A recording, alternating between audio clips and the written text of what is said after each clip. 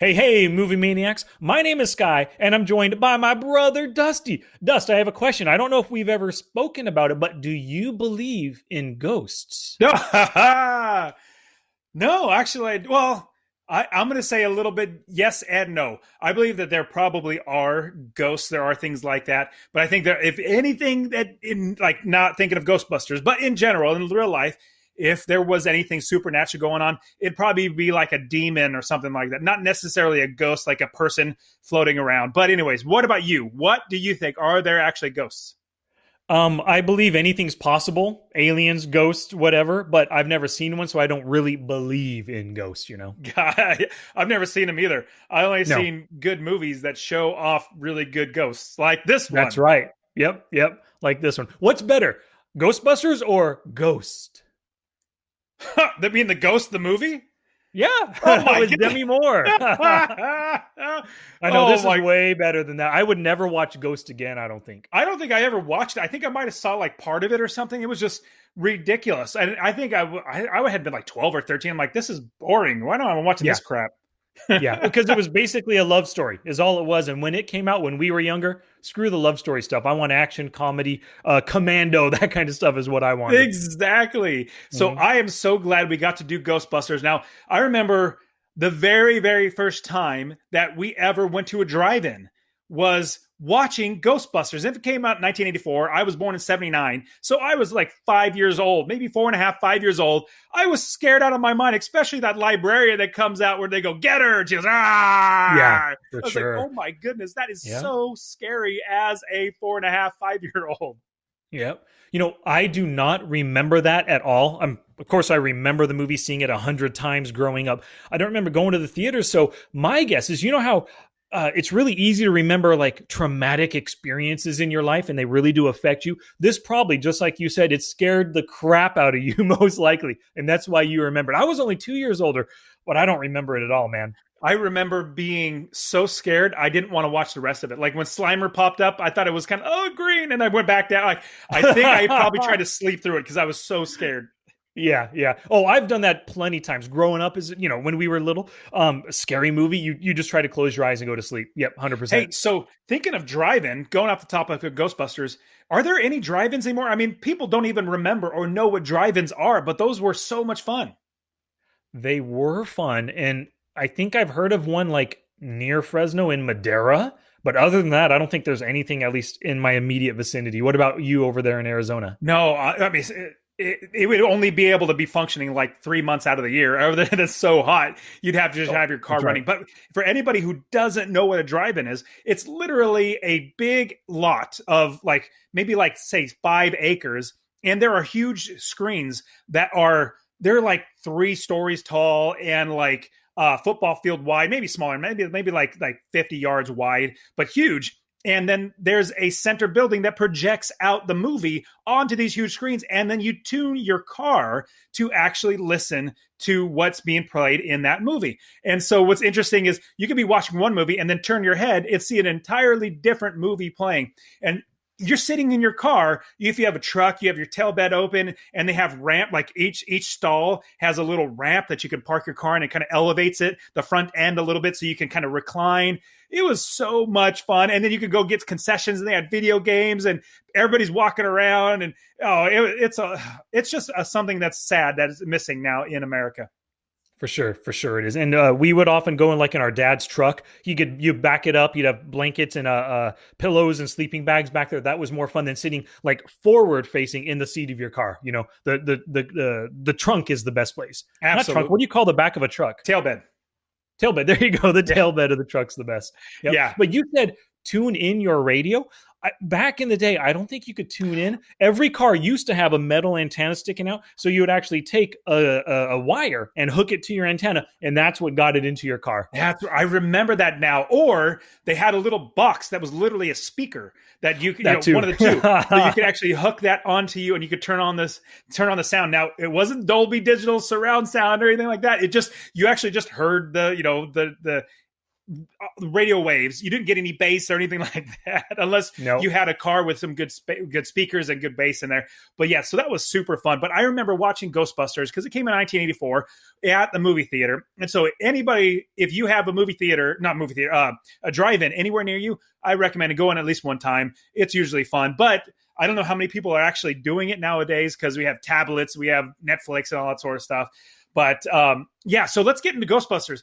I remember watching this when I was really young, but I've seen it so many times. My first question: which character out of all the four Ghostbusters do you identify with? Egon. Yeah, I'd be more likely to be Egon than anybody. Like he's a scientific mind, thinks logically, thinks through problems, comes up with solutions. Ray is super over eager, loves the spiritual stuff. Winston kind of doesn't believe in anything at first, and he's kind of like Get the standoffish, but then he job. gets in it, you know. And then Venkman's a party animal, kind of fun guy to be around, and I'm not necessarily a fun guy to be around, so it's Egon for me. What about you? It would have to be Bankman out of all four of them. I kind of the reason why I'm not like Ray. I am a little more like Ray in general, just because he seems a little more fun loving and all that sort of stuff. Bankman's much more jerkish, I guess. But Yeah. so I guess I'd kind of be in the middle. But the reason why I'm not like Ray, I am not smart. I absolutely know that. And Ray is very, very smart. He could do all that sort of stuff, and that's not me. So I lean more towards Bankman. Bankman's more the leader, more the person that's like that outspoken person, and that's definitely more my personality. Now I try not to be a jerk like Bankman, but out of all of them, I'd say I probably identify with him the most. Now I really enjoy the character play between all of them. And everybody watching this, I want you to, if you have Netflix, watch the movies that made us TV series or the show series, and they talk about Ghostbusters. Very, very entertaining. Learning how they made Ghostbusters, how it might not even have been called Ghostbusters, like Ghost Exterminators or something like that. All that stuff is really, really fun. What are your thoughts? I 100% agree with you there. Really fun movie and a fun little like 30-minute documentary. And the whole idea that like Bill Murray's kind of a free spirit and you just don't know if he's going to show up to work. And they were kind of happy or not happy. I mean, they were very happy and ecstatic when he actually showed up to work on the first day and actually got his job, was working and stuff. And he's always been that kind of free spirit. But yeah, I do recommend watching that movies that made us as well. But I have another question for you. You talked about the heroes of the movie, those characters. Which is your favorite spook, specter, or ghost out of the movie? Oh, yeah, I'm drawing a blank. The only one I could think of is I love Rick Moranis and he's the keymaster. I just love his character. At first, when I was younger, like the character irritated me, being all dweeby and stuff like that. But as I'm older now, I just really appreciate it. I just love his character running around and all that sort of stuff and sniffing and talking to the horse. I was like, no, that's just fun. Rick Moranis is very, very funny. So I would say out of all of them, I really, really like the Keymaster. Gotcha. Good, good. I think my favorite is Slimer, and maybe because of the cartoon as well, which I watched occasionally, but Slimer took a big part or had a big part in that cartoon. Just like, when you make a movie about Pocahontas, the major things are the animals that Pocahontas interacts with. Well, in this world, Slimer, the ghost, was more important for cartoon watching kids, So I think Slimer was it. Plus, maybe he was the first one in the movie that we see. Plus, he got to slime Venkman and you slimed me. Classic line from the movie and stuff. But maybe my number two is the Stay Puft Marshmallow Man. I love that character. Yeah, that's a fun way to introduce a bad guy. I mean, they don't see that very, very often, especially a 300-foot Stay Puft Marshmallow Man. That was brilliant. I love that. And the whole storytelling aspect of it, obviously, we're ghosts running around and all that sort of stuff. They do a good job helping us to understand how and why and all that. And so that was great. And it's just fun, the interplay between first the first three, and then Winston, when he comes in, he adds a more common sense type of thinking to the group. So I really enjoy all four of the characters as they play together and as the story goes along. What do you think? Yeah. Yeah, definitely. They work really well as a team. They each have their own strengths. They were perfect to be the Ghostbusters like this. And one thing that really struck me was that, or not was, it's always been that Ghostbusters theme song. That might be one of my favorite theme songs of all time. Maybe because we heard it at such a young age and it sticks with you. Something strange in the neighborhood. Who are you going to call Ghostbusters? It's so catchy, but I still love the theme song. It's a fantastic theme song, and it's who you gonna call. It's like a raw, like a rah rah. Like everybody get together, let's do this. That's Who's right. Ghostbusters? Yep. Oh yeah, it's just nostalgia. It Mhm. brings you back to when you're a kid. And I was thinking of with all four of them playing together, all the different actors. Did you know that Eddie Murphy was actually supposed to be part of the cast? I'd heard that. I think from the Movies movies that that made made us. us. Yeah. Yeah, so basically, he was going to be like the Dr. Venkman character, like the jerkish type of person. But I think he was filming something else, or he had something. But then they put everything else together, and I really like Egon's character. Now, what's the actor who played Egon? Harold Ramis. Harold Ramis. So he plays that character so well, you wouldn't tell that he is actually a very, very funny guy, very or seems outgoing, but very, very fun-loving guy. You don't really see that in the movie, so he does a great job playing that character. Yeah, for sure he does. And that's maybe when you see him in Stripes and he's a totally different kind of person, still comedic in a sense, not in a sense, definitely a comedic movie. But yeah, he's a great actor, and it's too bad he's passed now and he can't be in the next one, Ghostbusters Afterlife, which just like you said last week, I'm really looking forward to the next one too. Yeah. You didn't watch the trailer, did you?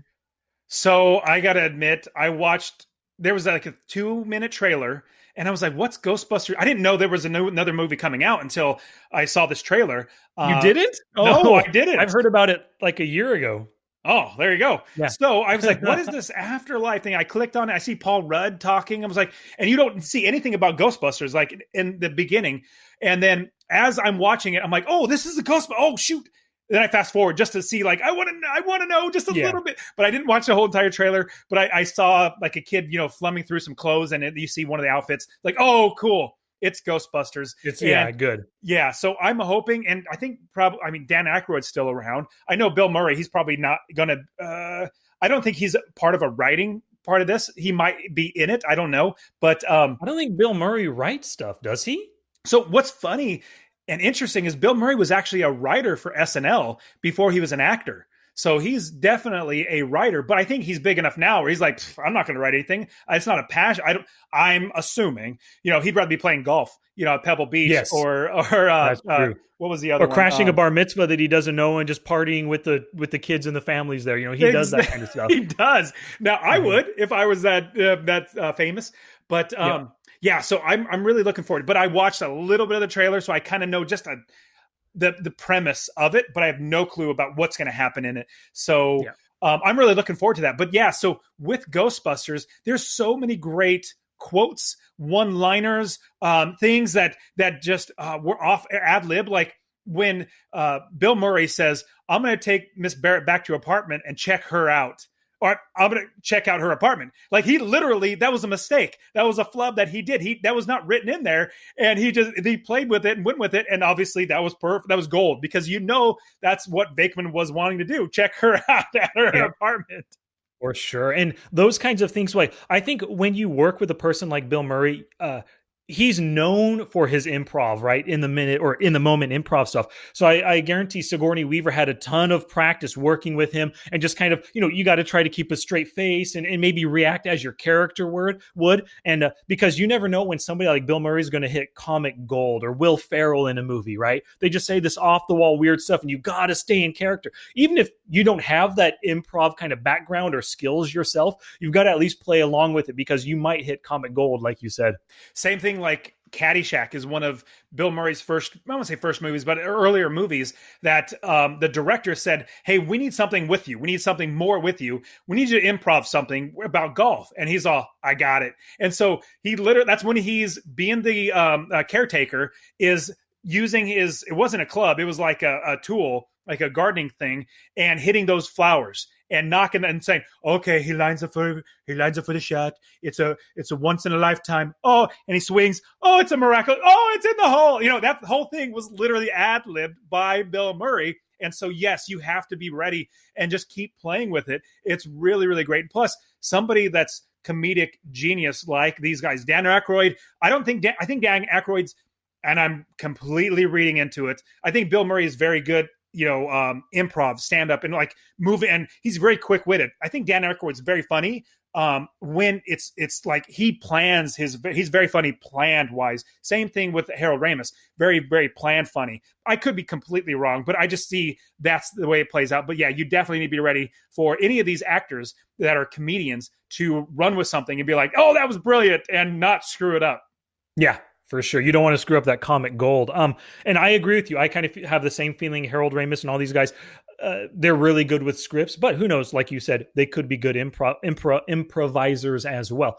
But you said, that really famous Bill Murray line. My favorite line of his in the movie is, "We came, we saw, we kicked its ass." Such a classic line. I've used that so many times in life. Hey, anybody see a ghost? And it just yells it out everywhere. Yeah.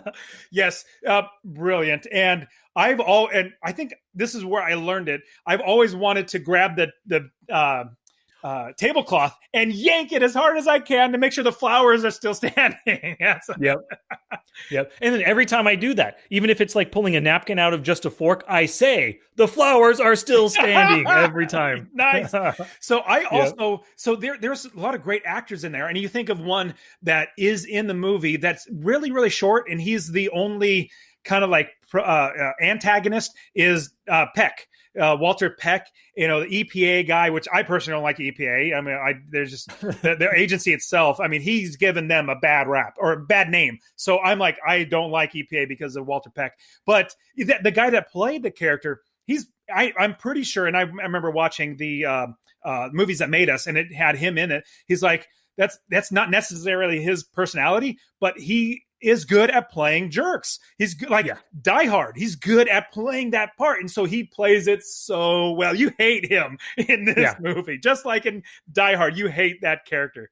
Yep, for sure. He nails his part. His name is William Atherton, been in a ton of different movies. And yes, I agree. You always, when you see him in a movie, just about every time, he's a bad guy and you love to hate him. Oh, yeah, real genius with Val Kilmer. The professor. Oh, he's a fantastic jerk and he's great at doing it. You're right. Professor Jerry Hathaway. I was thinking somebody else. My bad. You're 100% right. Thanks for pulling that one out. Oh, Real Genius. Let me write that down on my list. That's another good a good movie. So I like Real Genius was fun. And so he, Atherton, you said, right? That's his name. Very, very funny. Another one, it just got me on the trail. And so I'm glad you're going to write down Real Genius. That's a fun movie to watch. Another one, because it got me down the train of other characters or actors. So got Atherton and then Real Genius. Then you got one of the best actors ever, Val Kilmer. And so thinking of Top Agent or Secret Eight. No.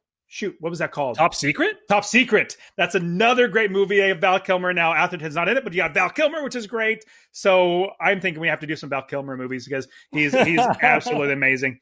But yeah, so the characters in this and seeing Winston. What was Winston's the actor's name? I can't remember his name. Don't worry if you as you find it. But yeah, so he's great in the movie. I think all the casting, like even Sigourney Weaver, I didn't know her beforehand, and obviously we know Sigourney Weaver. She's been on plenty of movies, Alien and all that sort of stuff. She did great. And even the secretary, I can't remember her name. She's Annie great. Potts. Annie Potts, yeah. So, man, all around. But the best character in it for me is Ecto-1. I absolutely love Ecto-1. That was brilliant. I mean, it got the fire station. That's brilliant in itself. Having the fire station, that's like a character in the movie. But then you also have Ecto-1, which is basically another character in the movie because it's so iconic. You have to remember Ecto-1.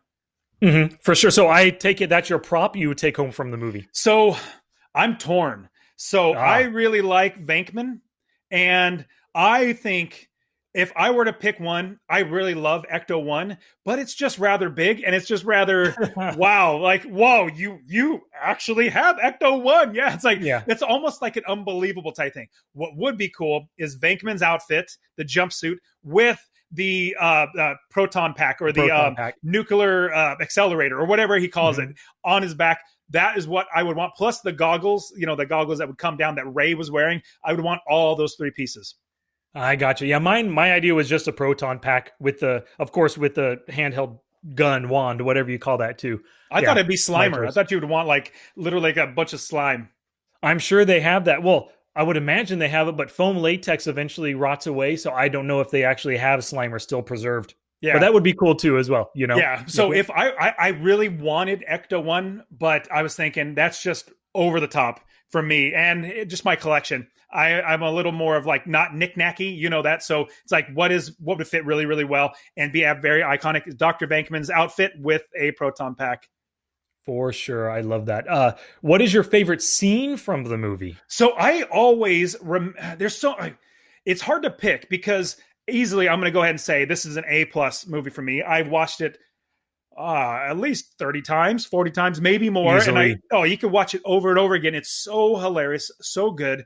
Um, and so every single scene, it's just brilliant. I really, really enjoy it. I would have to like maybe go backwards.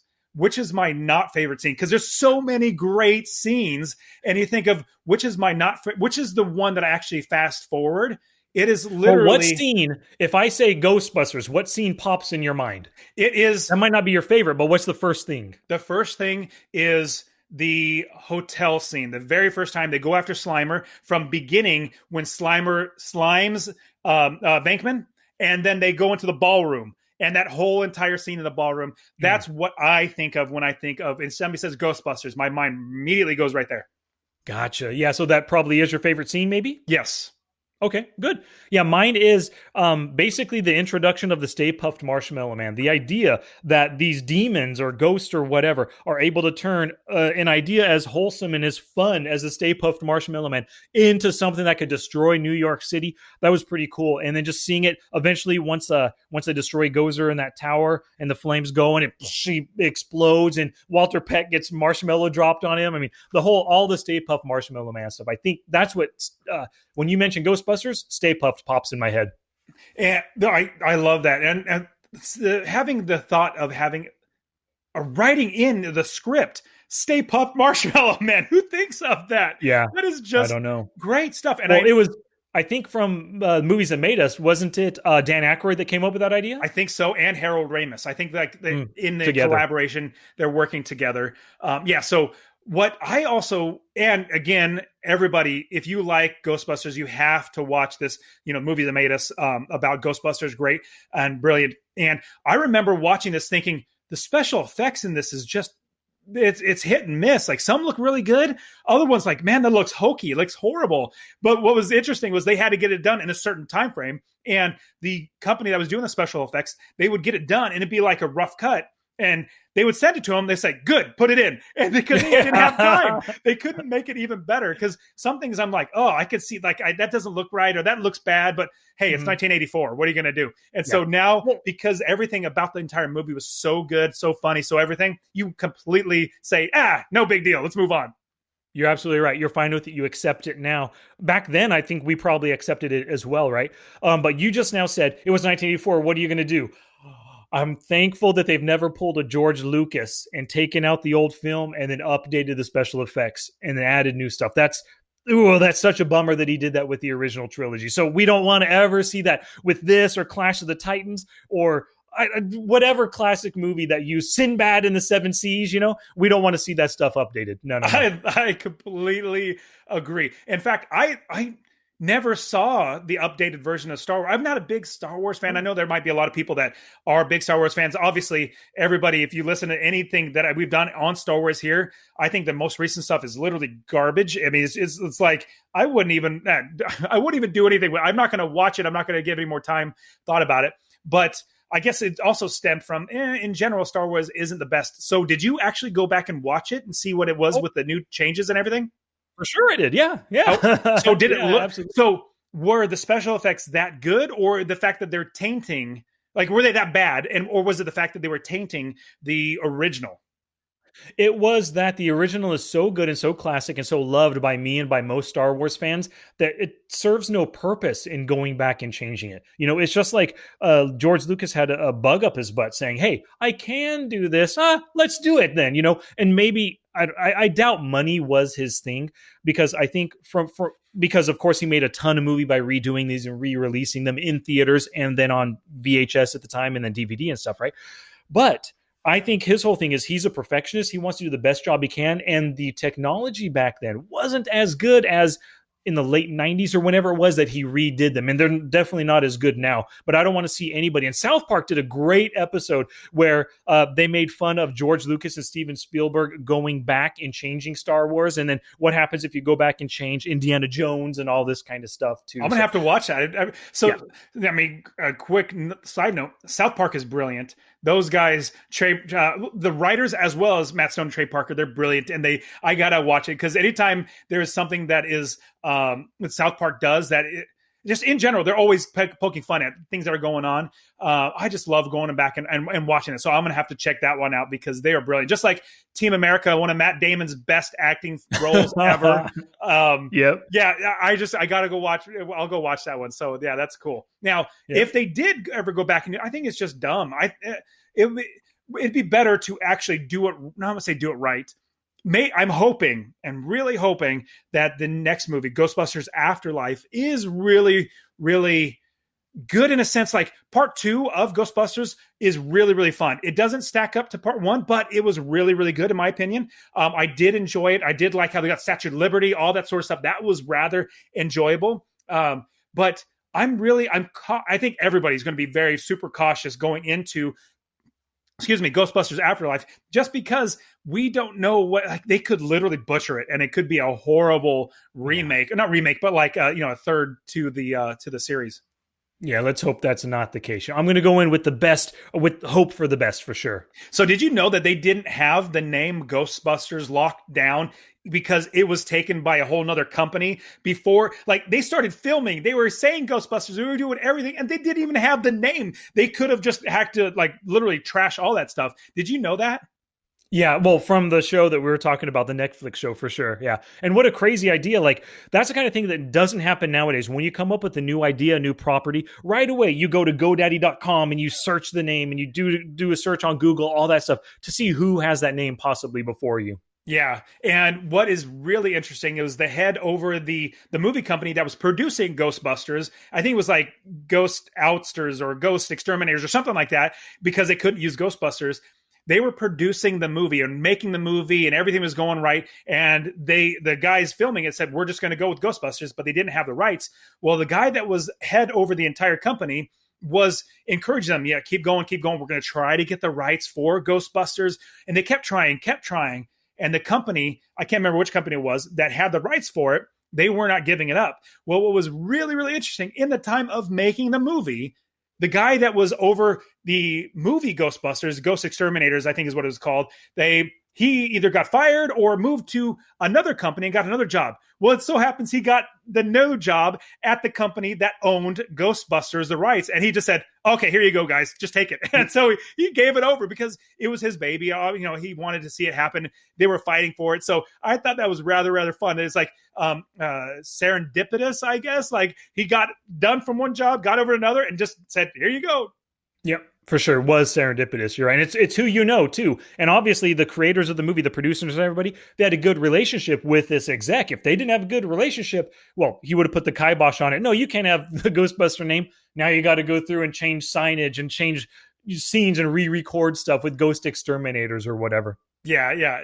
So the whole movie is so much fun and entertaining. I'm smiling every single bit of the way. Now, I would say I'm going to jump into my Monday morning quarterback. So, what is your Monday morning quarterback? And I'll give you mine. Peck should not have shut down that nuclear reactor thing that he had no idea what it was. There's obviously ghosts. These guys are obviously catching them and storing them somewhere. No matter what, shutting that thing down could not result in anything good, right? It's not going to make the city safer by shutting it down. So no, learn what you can about it, put an injunction, stop them from doing anything else, and then do some research before shutting it down and ruining everything. And here's what's interesting. Peck still believed that it was all a light show. They're making it all up. There's nothing real to this. And so, because at the end, officers, it's all, sorry, he was talking to the mayor. They're just, it's a figment of their imagination and they're making it up and all that sort of stuff. And so he didn't believe it was real. So here's my thought. If you, as Peck, do not believe it's real, why do you need to go down and shut it off? Like, what's the big deal? But leave it on. If it's not real, why do you need to shut it off? So all that combined, It's just like, that was like, this man has no dick. That's really what it comes down to. Great line from the movie is, dickless here, shut it off. Yep. So my Monday morning quarterback is that Gozer, the main bad guy, should not let anybody pick what his or her form is to be. Because if you can just set a torch to State Push Marshmallow Man and he just, is gone, it's like, what's the point? But I do understand that they crossed the streams and shot it at the door and the door made it blow up and all that sort of stuff. But Gozer should have came back as like Optimus Godzilla. Prime. Godzilla or the bad Optimus Prime, like, or Megatron, like a 300-foot Megatron that you literally cannot take out.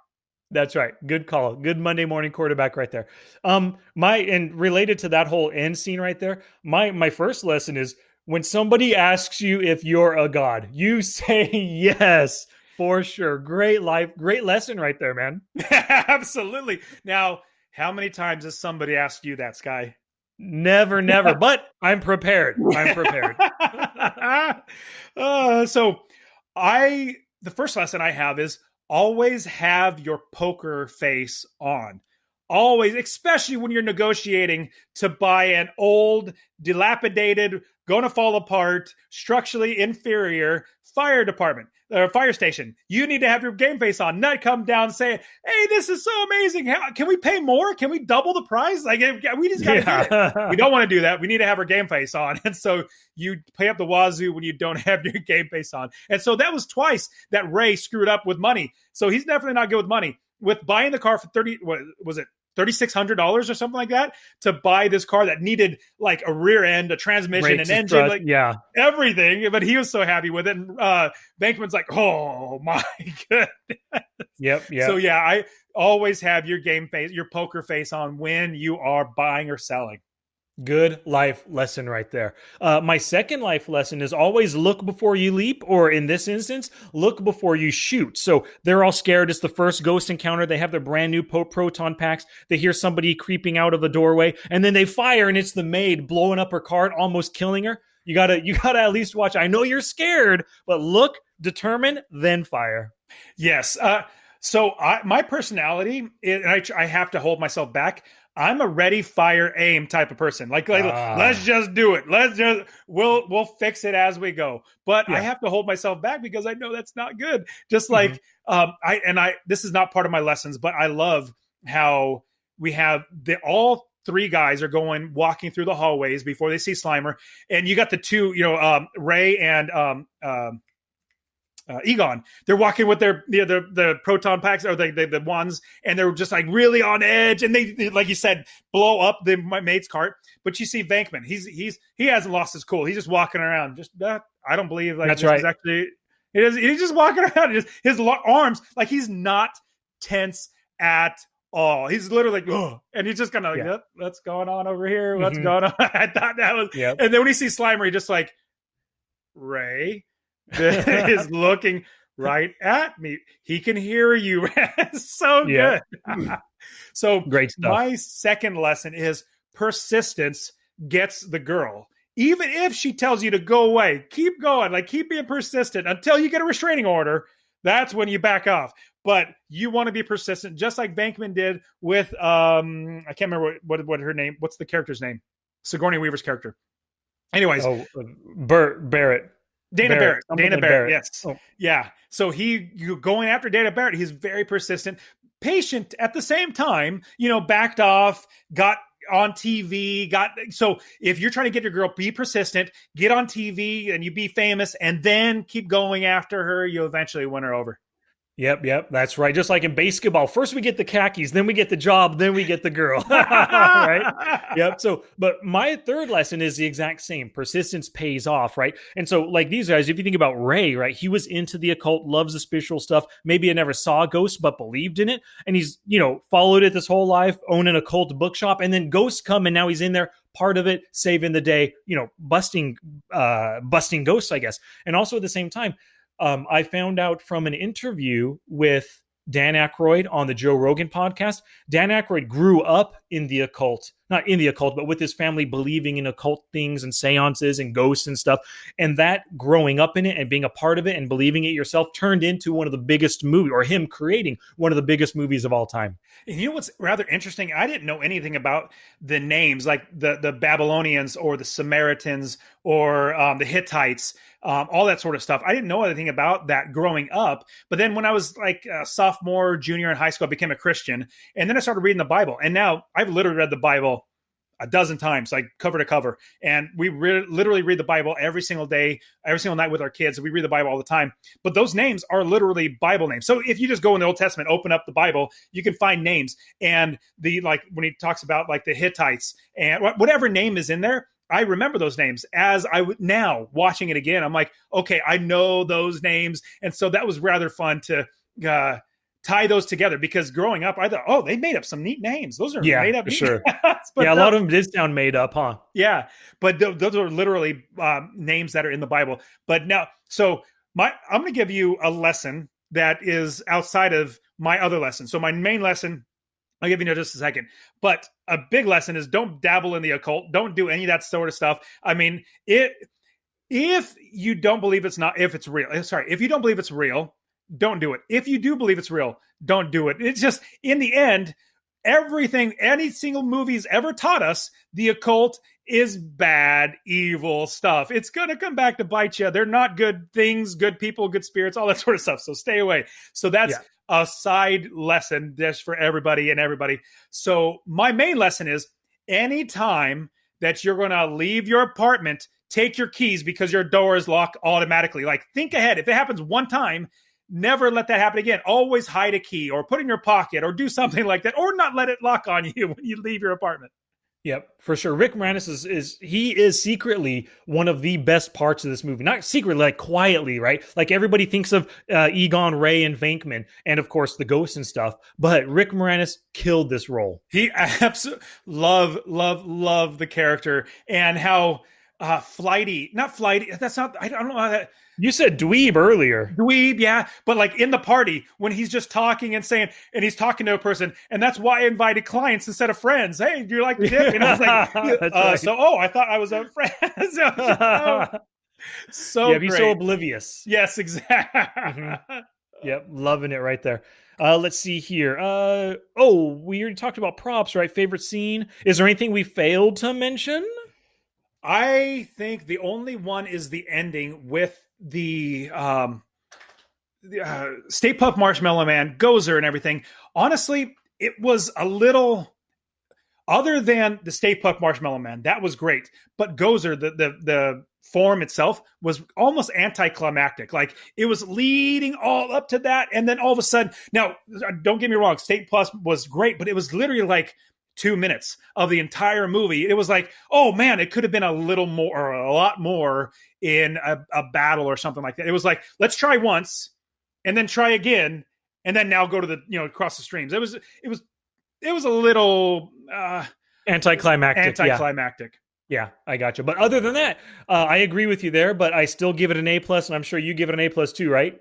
Everything, yes, absolutely. Even though it's a little anticlimactic, Stay Puft Marshmallow Man puts it over the top. I mean, that's just, It was just like, who thinks of that in writing a story? Let's do that. Yep. It's just absolutely. And did you catch that there's a billboard that in the movie, it was probably maybe like half the way through, there's a billboard in one of the cities, like the cityscapes. You can see it says Stay Puft Marshmallow Man. It's like a really faded, outdated billboard. Did you notice that?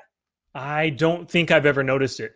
This is the very, very first time I ever noticed it. It's like, oh, hey, look at that. Because it's hard to tell, because it's not like in your face, but it's whitewashed. It might be in like on the side of a building instead of a billboard. But I remember seeing it was like, oh, look at that. It's a little foreshadowing. Cool, cool. Yeah. So, anything else before we close this puppy out? No, I think we're good. Cool beans. So this movie was your choice and a really good choice. I'm glad you chose it. I'm hoping my movie no choice for next week is good. It's a movie that's going to hit theaters soon. It's kind of a follow up to a movie that was terrible. So we're going to go see and learn from Birds of Prey next week with Harley Quinn, another DC movie. What do you think about that? Apparently, you haven't learned any lessons watching these movies about Uh, DC and how horrible their movies are.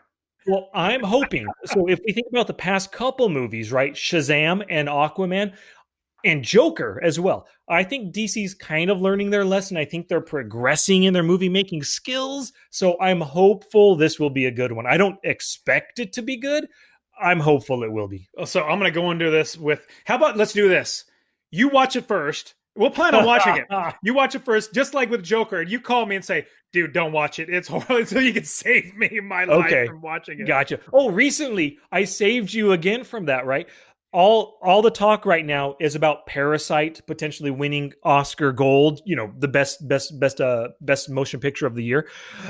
I went and saw it, and you were going to see it, and then I texted you once again, and I stopped you from watching it because it's just a downer of a movie. Sure, it's got a good story. Sure, it's got good casting, good acting. It's a beautiful movie, but really, you're just going to be bummed out and depressed at the end. And what fun is talking about a depressing movie on a podcast? That's not. It's absolutely not fun. Yeah. I and so I really like great cinematography, great storytelling, great all that acting, all that sort of stuff. Like 1917 had all that. Plus, it was a good story. And I'm not saying it makes you feel good at the end. It's just like it's not a huge downer. You feel like the weight of the world is on your shoulders when I hate Yes. leaving the theater with feeling like that. I'm like, ugh. But for some weird reason, people love it now. Joker's like over $1 billion movie, and you just come What? out depressed at the end. Yeah, A worldwide over a billion? billion. Yeah, stupid. Crazy. Okay. That's Yeah. not for me. I mean, other people are different, so that's just not for me. Okay. Yep. So next week, Birds of Prey, everybody. Well, thank you so much for listening. If you're watching on YouTube, thanks for those eyeballs as well. And if you enjoyed this episode, please share it with a friend. All you got to do is send them to the show notes page, watchandlearnpodcast.com/pod86. And then please leave a comment there. Let us know if you came up with any life lessons that we didn't, or a better Monday morning quarterback than ours. All righty. My name was Sky. And I'm Dusty. And we will return next week with Sky's going to watch Birds of Prey, and if it's good enough, he's going to tell me to go watch it, and then we'll do that show as well. That's right, buddy.